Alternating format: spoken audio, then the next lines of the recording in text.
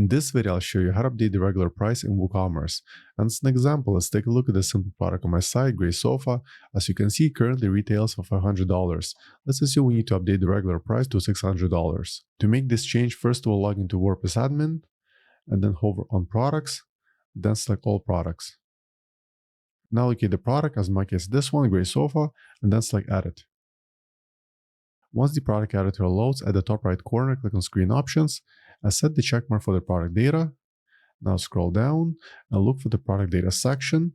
Make sure the General tab is selected, and that's where you can edit the regular price. In this example, let me change the price to $600.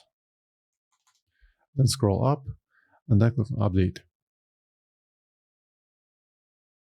Now let's go back to the website. Let's try refreshing the product page. And as you can see, the regular price was updated. Alternatively, if you have products with multiple variations, as in my case this one, coffee table, it comes in two different sizes, medium and large. Let's assume we need to update the price for each variant by $100. To make this change, log into WordPress admin, then hover on products, then select all products. Now locate the product and then select edit. Scroll down until you find the product data section and then click on variations. Let's start off by making changes to the medium variation. For that, click on edit. Let's scroll down once again. Look for the regular price field. Let's change the price from $100 to $200. Scroll down, then click on Save Changes. Now let's repeat the same process for the large variation. Let's locate it, then select Edit. Find the regular price field. Let's change the price from $150 to $250.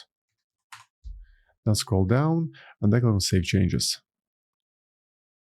And finally scroll all the way to the top and then click on Update. Once the product was updated, go back to your website and try refreshing the product page. Okay, let's take a look. The medium variation retails for $200 and the large for $250. So for now, that's all for this video. I hope you found it useful, and for more WordPress tutorials, please subscribe to my channel. Thank you.